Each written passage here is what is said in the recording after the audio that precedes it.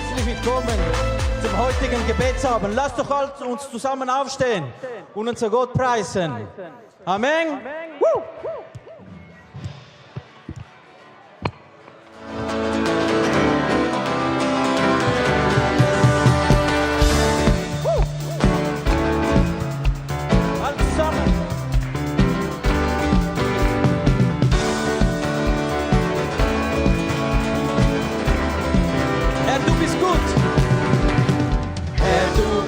Deine Gnade, sie währet für immer. Yes. Herr, du bist gut, deine Gnade, sie währet für immer. Aus allen Völkern, aus jeder Nation, von Generation zu Generation, wir feiern dich. Halleluja, Halleluja, wir feiern dich, denn du bist gut. Yes, wir feiern dich. Wir feiern dich. Halleluja, Halleluja, wir feiern dich, denn du bist gut. Du bist gut. Ja, Herr, du bist gut. Für immer und ewig.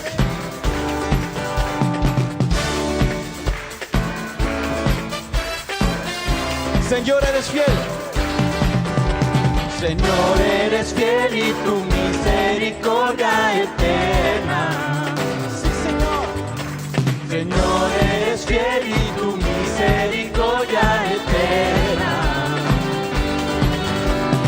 Gente de toda lengua y nación, de generación a generación, te adoramos hoy. Aleluya, aleluya, te adoramos hoy. Eres Señor. Te adoramos hoy. Aleluya, aleluya, te adoramos hoy. Eres Señor. Eres fiel, siempre fiel, siempre fiel. Eres fiel, eres fiel, siempre fiel, siempre fiel. Eres fiel, eres fiel, siempre fiel, siempre fiel. Eres fiel, eres fiel, siempre fiel, siempre fiel. Eres fiel. Herr, du bist gut, deine Gnade, sie währet für immer. Ja, Herr. Herr, du bist gut, deine Gnade, sie währet für immer. Aus allen Völkern, aus jeder Nation, zu Generation, zu Generation, wir feiern dich. Halleluja. Halleluja, Halleluja, wir feiern dich, denn du bist gut. Wir feiern dich. Wir feiern dich. Halleluja, Halleluja, wir feiern dich, denn du bist gut. Wir feiern dich. Halleluja, Halleluja, wir feiern dich, denn du bist gut. Denn du bist gut. Du bist gut. Du bist gut. Ja, Herr. Wir heben dich. Wir preisen dich für ewig und immer, Herr, weil du bist groß, Herr. Wir danken dich für den heutigen Abend, Herr. Heiligen Geist, wir wollen dich heute einladen, Herr. Öffne du unsere Herzen, Herr. Ja, Herr. Ja, Herr.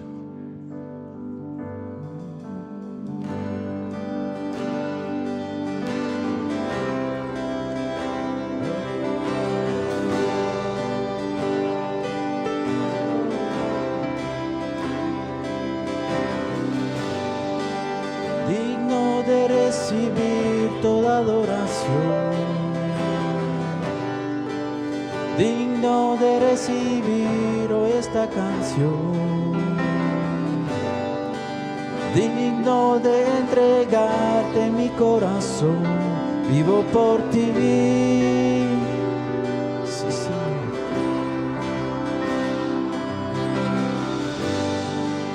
Cristo Jesús, no hay otro nombre igual. Cristo, no hay nadie más que pueda salvar. Digno de entregarte mi corazón, vivo por ti, vivo por ti, Dios. Santo, Santo, como tú no hay nadie, Dios incomparable. Abre tú mis ojos, Cristo, quiero conocerte más y ser lleno de ti hoy y llevar tu amor al mundo. Sí, Señor. Jesus, the name above every other name. Jesus, the only one who could ever save. Worthy of every breath we could ever breathe. We live for you. Oh, we live for you. Holy, there is no one like you. There is none beside you. Open up my eyes in wonder. Show me who you are and fill me with your heart and lead me in your love to those around me. Holy, there is no one like you. There is none beside you. Open up my eyes in wonder. Show me who you are and fill me with your heart and lead me in your love to those around me. Ja, Herr.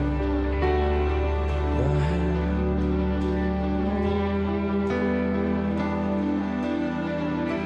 Sí, sí. I will build my life upon your love. It is a firm foundation. I will put my trust in you alone, and I will Erhebe not deine Hand be und preis ihn. shaken.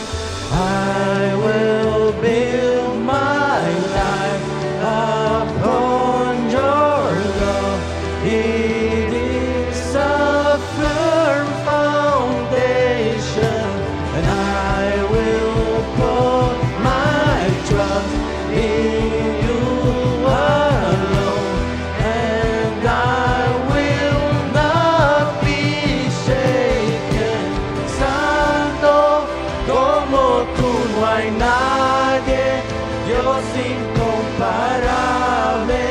Abre tú mis ojos, Cristo, quiero conocerte más y ser lleno de ti hoy y llevar tu amor al mundo. Santo, como tú no hay nadie, Dios incomparable.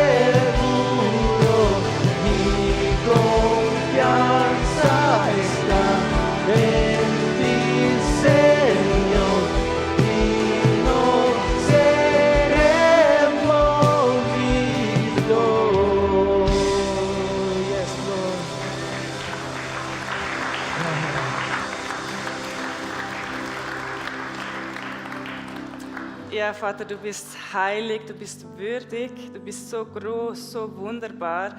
Wir werden dich nie ganz fassen können und wir freuen uns auf heute Abend, dass wir vielleicht ein bisschen näher zu dir kommen können, dass wir dich besser kennenlernen, dass wir vielleicht eine Offenbarung von dir bekommen, du zu uns sprichst, Heiliger Geist. Danke, dass du hier bist, dass du uns liebst von ganzem Herzen. Vater, du hast alles gegeben für uns, weil du uns liebst. Und wir wollen dir diese Zeit hingeben und uns öffnen für dich. Wir danken dir. Ihr dürft euch gerne setzen. Herzlich willkommen zu diesem Gebetsabend. Wir sind schon in der Hälfte, das heißt schon richtig aufgewärmt, aber jetzt kann es auch so richtig tief gehen. Ich freue mich auf heute Abend, auch allen, die online zuschauen. Herzlich willkommen auch ihr in Meilen und Talwil. Schön, dass ihr auch dabei seid. Heute haben wir ein bisschen ein strengeres Thema vielleicht. Ich habe hier ein Stoppschild mitgebracht. Halt, Stopp ist heute das Thema. Wer wurde schon mal im Verkehr gestoppt? Also, ich auch. Ich war einmal, die Ampel war aus und da war so ein Polizist, der hat so seine Tanzbewegungen gemacht und ich wusste nicht mehr, was es bedeutet und ich dachte, einfach mal drauf losfahren. War leider falsch. Der Polizist hat mich so angeschaut, stopp! Dieses Gesicht werde ich nie mehr vergessen. Ich bin so richtig erschrocken. Also wenn man gestoppt wird, es ist meistens nicht so ein gutes Gefühl, das heißt, irgendetwas stimmt nicht. Es gibt aber auch jemand anderes, der uns stoppen kann und das ist der Heilige Geist. Wir haben am Montag gehört von Joel, dass er uns stoppt, wenn wir sündhaft leben, wenn wir vielleicht gerade lügen wollen oder etwas im Internet anschauen wollen, das nicht gut ist. Fühlen wir dieses Stopp, halt, Stopp, das geht nicht. Heute schauen wir aber an, dass manchmal unsere Wege ganz gut sind, wir eigentlich auf einem guten Weg sind und trotzdem ein Stopp kommen kann. Was meine ich mit guten Wegen? Was wäre ein guter christlicher Weg, wie die Bibel ihn beschreibt? Das ist ein Weg, wo unser Leben voll ist mit Liebe für Gott, wo unser Leben voll ist mit Liebe für den Nächsten, wo wir Menschen zu Jünger machen, wo wir sagen, hey, das längerfristige Ziel im Himmel ist wichtiger wie etwas Kurzfristiges, etwas Kleines, wo wir gemäß der Bibel leben und wo wir unsere Gaben einsetzen. Das ist ein guter Weg, oder? Gut. Und wenn du schon auf diesem Weg bist, dann kannst du dir auf die Schulter klopfen. Das ist schon sehr, sehr gut. Wirklich. Also das ist eine jahrelange Arbeit mit dem Heiligen Geist und mega stark, falls du sagst, ja, doch, eigentlich mit mehr oder weniger bin ich auf diesem Weg. Aber auch hier kann eben der Heilige Geist Stopp rufen. Das geschah auch dem großen Apostel Paulus. Paulus, ich habe euch hier ein Bild mitgebracht, ein bisschen Bibelkunde. Er war unterwegs in seiner zweiten Missionsreise und er war auf einem guten Weg. Er wollte den Nichtjuden das Wort Gottes bringen. Er war in Lystran und er wollte in das Gebiet Asien, falls ihr das seht, dort an der Küste vor Troas.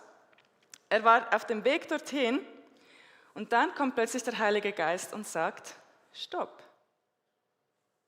Du hast einen guten Plan, aber ich weiß es besser. Und wir lesen in Apostelgeschichte 16, in Vers 6, was er dann tun musste. Es steht, nach ihrem Aufenthalt in Lystra zogen sie durch den phrygischen Teil der Provinz Galatien. Denn der Heilige Geist hatte sie erkennen lassen, dass sie in der Provinz Asia Gottes Botschaft noch nicht verkünden sollten. Also was geschah hier? Paulus dachte, gute Idee, guter Plan, aber der Heilige Geist wusste offensichtlich mehr. Er weiß alles, er kennt alles, er weiß genau, was in Asien geschehen wäre. Vielleicht wäre eine Gefahr dort oder es ist einfach noch nicht Zeit. Er weiß, was dringender ist, was besser ist, für Paulus, aber auch für die Menschen rundherum. Wie genau hat er ihn gestoppt, das wissen wir nicht. Es steht einfach, er hat sie erkennen lassen. Also auf irgendeine Art haben sie gewusst, es ist nicht gut. Also vielleicht war es ein Traum, eine hörbare Stimme, vielleicht auch einfach ein Gefühl oder eine Kombination. Und sie wussten, nein, es geht nicht. Was ich auch noch spannend finde, das haben wir auch gestern gehört, es steht sie, er hat sie erkennen lassen. Also nicht jemanden alleine, nicht Paulus alleine, der gesagt hat, ah ja gut, so eine Entscheidung treffe ich jetzt alleine, sondern er hat es ihnen gesagt. Und sie alle wussten doch, das stimmt, das machen wir, wir gehen jetzt nicht weiter. Und was taten sie? Wir sehen im nächsten Vers, sie zogen weiter, also sie zogen an Mysien vorbei, Richtung Troas. Und wir wissen von der Geschichte, dass sie dann später nach Mazedonien gingen, weil sie eine Vision hatten und wussten, sie mussten dort rüber. Was tat also Paulus? Er gehorchte. Du denkst vielleicht, ja, ist ja logisch, aber es ist nicht so einfach. Wenn man einen Plan im Kopf hat sich das gut überlegt und dann Planänderung. Wer mag das? Ich nicht. Ich mag keine Planänderung. Aber er kannte den Heiligen Geist und vertraute ihm und wusste, wenn er das sagt, dann muss ich hören. Was könnten das in unserem Leben für Situationen sein, wo wir auf einem guten Weg sind, der eigentlich gut tönt, aber der Heilige Geist stoppen kann? Es kann sein, dass du eine Arbeitsstelle hast oder in einer Ausbildung bist und eigentlich tönt alles gut, deine Gaben werden genutzt, du wirst vielleicht auch zum Segen, aber plötzlich merkst du, nein, das ist es nicht, was Gott will. Also ich wäre Ethnologin geworden, ich habe das studiert ein Jahr und wusste ich, nein, das ist es nicht. Oder du datest jemanden und ist eigentlich eine tolle Person, ist gläubig, ist ein guter Charakter, aber plötzlich von einem Tag auf den nächsten merkst du, nein, diese Person ist es nicht. Gott möchte etwas anderes. Oder ein Wohnungsangebot, das tönt super, aber du merkst, nein, stopp, da kann ich nicht zusagen. Oder du hast einen super Dienst hier in der Kirche, wo du gebraucht wirst, wo deine Gaben entfaltet werden und plötzlich sagt der Heilige Geist, ich will, dass du etwas anderes tust. Also ich hatte auch eine Bandkarriere, ich war mit dem Cello in der Band, lange Zeit her, aber auch da hat der Heilige Geist gesprochen, nein, das ist es nicht. Oder wir haben auch schon Geschichten gehört diese Woche von im Verkehr. Du bist auf der Autobahn und du bist auf einem guten Weg und der Heilige Geist sagt, nein, hier ist eine Gefahr, stopp. Anzuhalten, wenn der Heilige Geist spricht, ist nicht einfach. Weiterzugehen auf einem Weg, den man geplant hat, braucht nicht viel Energie. Anzuhalten braucht Energie, weil man muss sich neu orientieren. Was mache ich jetzt? Diese Türe geht zu, welche öffnet sich dann? Oder muss ich warten? Öffnet sich überhaupt ein? Muss ich selbst entscheiden? So viele Fragen. Vielleicht muss man auch jemanden enttäuschen, muss jemanden absagen. Das schmerzt auch dem Ego. Aber es lohnt sich. Du willst nicht 20 Jahre später zurückschauen und denken, wieso habe ich nicht auf den Heiligen Geist gehört? Ich habe so eine schwere Zeit, ich hatte so eine schwere Ehe, Arbeitsstelle, was auch immer. Wieso habe ich nicht gehört? Ich kenne viele solche Geschichten. Es lohnt sich nicht. Vertrauen wir dem Heiligen Geist, dass er es gut meint, dass er es besser weiß? Ich möchte uns nun für die Gebetszeit 3 Fragen mitgeben, die du dir Gedanken machen kannst. Paulus war nicht alleine, wie wir gehört haben, er war in einer Gruppe unterwegs und deswegen meine erste Frage, wer ist dein geistlicher Buddy? Wer kann dir sagen, das war jetzt wirklich der Heilige Geist? Oder vielleicht spricht der Heilige Geist durch einen Freund. Das kann auch sein. Deswegen, bist du alleine unterwegs oder wer ist dein geistlicher Buddy? Und wer könnte das sein, falls du das nicht hast? Es kann ein Kleingruppenleiter sein, jemand in der Kleingruppe, der vielleicht geistlich etwas reifer ist wie du. Zweite Frage, wo in meinem Alltag sage ich dem Heiligen Geist, hey, heute darfst du zu mir reden. Heute darfst du Stopp sagen, ich will hören. Das muss nicht lange sein. Das kann auf dem Weg sein zur Tramstation, das kann in der Dusche sein, während dem Frühstückessen, wo du mal das Handy weglegst und einfach dem Heiligen Geist Zeit gibst. und sagst, hey, ich möchte hören, ich bin bereit zu hören. Und die dritte Frage: Gibt es vielleicht etwas, wo du den Heiligen Geist ignoriert hast? Wo du wie ich, der Polizist sagt Stopp und du fährst einfach weiter. Und kann es sein, dass du es noch rückgängig machen kannst? Vielleicht musst du da durch etwas Schwieriges durch, aber überleg dir, wie kannst du es rückgängig machen? Oder wie kannst du vielleicht anderen helfen, nicht denselben Fehler zu tun? Das sind unsere 3 Fragen für die nächste Zeit. Wir haben auch hier noch die Gebetsanliegen, die Karten, die ihr gerne nach vorne kommen dürft, etwas auch ausfüllen dürft. Und wir haben auch beim Kreuz Menschen, die mit euch gerne beten würden, auch die mit euch für Anliegen beten. Deswegen, wir wollen gemeinsam aufstehen und ich möchte beten mit uns. Ja, Heiliger Geist, wir danken dir, dass du uns das Beste für uns willst. Du weißt genau, was wir brauchen und wie du uns brauchen möchtest. Und wir wollen dir vertrauen, wir wollen dir heute Abend einmal mehr sagen, ja, ich möchte dir vertrauen, ich möchte zuhören, ich möchte weise sein und auf dich hören. Danke, dass du jetzt aber auch mit uns in andere Anliegen reingehst, in Dinge, die uns beschäftigen. Wir wollen sie vor dich bringen in unserer persönlichen Gebetszeit. Danke, dass du hier bist, Heiliger Geist. Amen.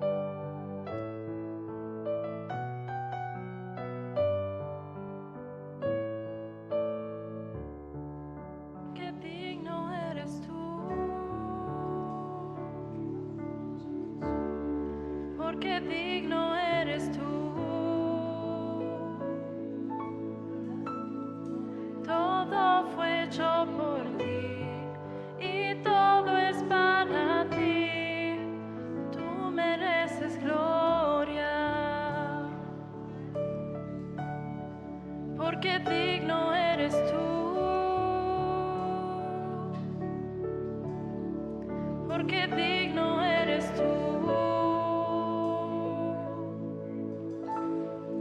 Todo fue hecho por ti y todo es para ti. Tú mereces gloria.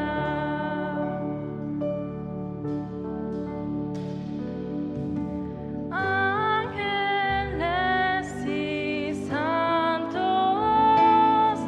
se postran ante ti.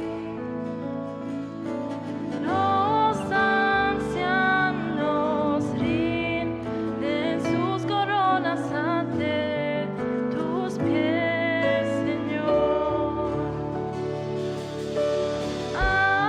Ángeles y santos se postran ante ti.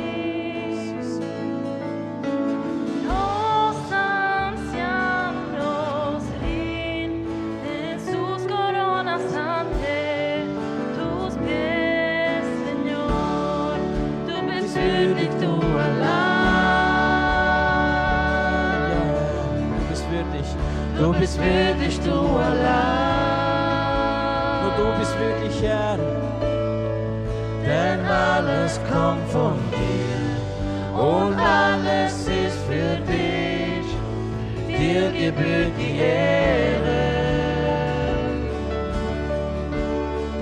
Du bist würdig, du allein.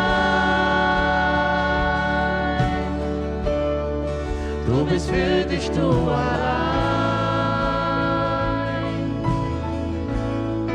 Denn alles kommt von dir und alles ist für dich. Dir gebührt die Ehre. Du bist würdig, du allein. Du bist würdig, du allein. Ja, du bist würdig. Wir erheben dich, Denn Herr. alles kommt von dir und alles ist für dich. Dir gebührt die Ehre.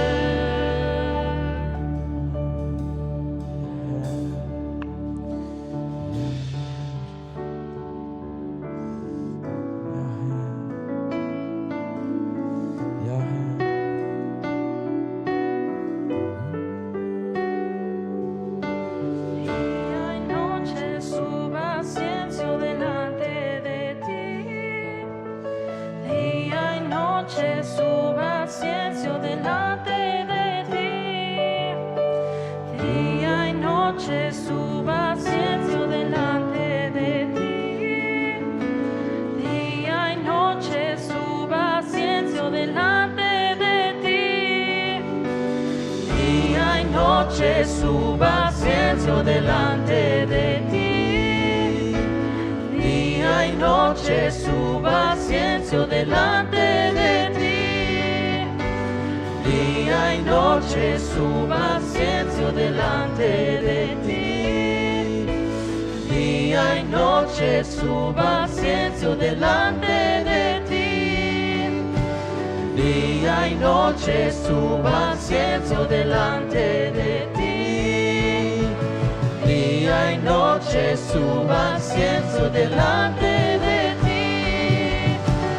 Día y noche su paciencia delante de ti. Día y noche su paciencia delante de ti. Porque digno eres tú. Sí, Señor. Porque digno eres tú. Wir wollen dir ehren, Herr. Todo fue hecho por ti y todo es para ti. Tú mereces gloria. Ja, Herr. Porque digno eres tú. Porque digno eres tú. Todo fue hecho por ti y todo es para ti. Tú mereces gloria. Du bist würdig. Du bist würdig, du allein. Du bist würdig, du allein. Denn alles kommt von dir und alles ist für dich. Dir gebührt die Ehre. Du bist würdig, du allein. Die alle Ehre ist dir. Wir loben dich, wir preisen dich. Du bist würdig. Du allein bist würdig. Bete ihn an, wenn du kannst in die Zunge, wenn du kannst in deinen eigenen Worten, bete ihn an. Wir loben dich, wir ehren dich. Du bist groß, du bist mächtig. Du bist mächtig. Danke für deine Gegenwart, danke, dass du da bist. Danke, dass du redest zu uns. Danke, dass du kein stummer Gott bist und du bist lebendig, du redest. Und danke, Vater, hast du uns in eine Gemeinschaft hineingerufen, wo wir zusammen unterwegs dürfen sein, wo wir einander haben, und wir bitten dich, dass du auch jetzt in diese Gebetszeit kommst, wo wir zusammen beten wollen. Ihr seht die folgenden Gebetsanliegen eingeblendet. Wir wollen beten für Menschen, die gerade eine schwere Zeit durchmachen. Vielleicht betrifft dich das, vielleicht kennst du jemanden. Ich habe ein paar Beispiele aufgelistet. Wir wollen auch für die Rechtsberatung beten hier im Buchek, die genau auch solchen Leuten helfen. Und dann wollen wir auch noch für den Balkan beten. Wir hatten ja das Erntedankopfer eingenommen für diese Region, wo wir auch tätig sind als Gemeinde. Und wir wollen für sie beten, dass das Geld gut eingesetzt wird, dass Menschen zum Glauben kommen dürfen.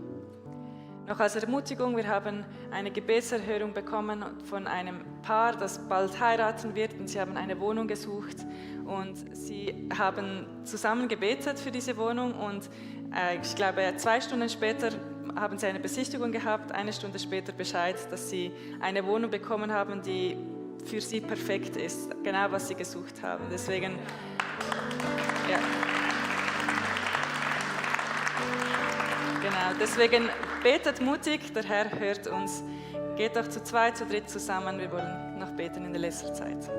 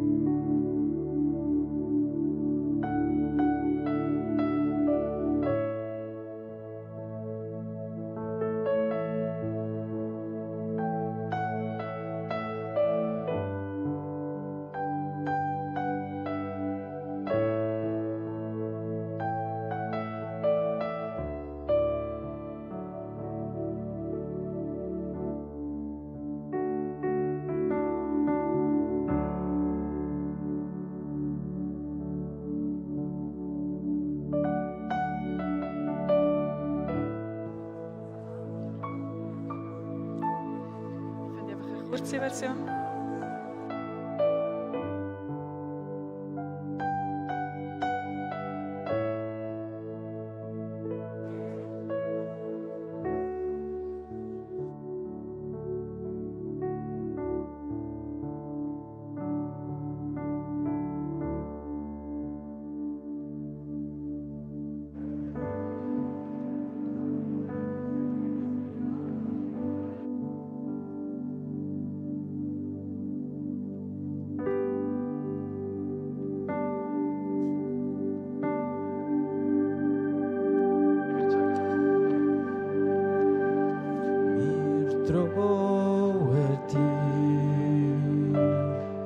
Wir trauen dir Großes zu.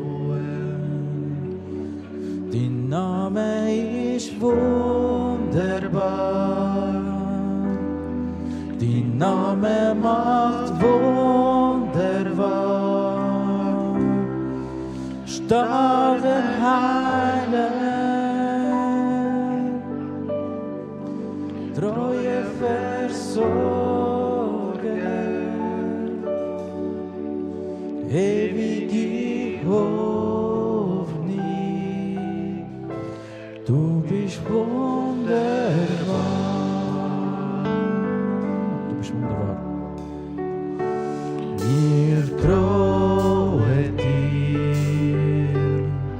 Wir trauen dir Großes zu. Dein Name ist wunderbar. Dein Name macht wunderbar. Starker Heiler, treue Versorger, ewige Hoffnung, du bist wunderbar.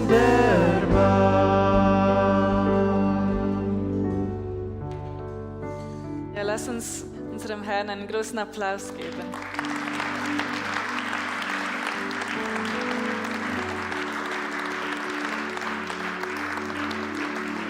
Ja, was für ein Abend. Mega schön, dass du hier warst.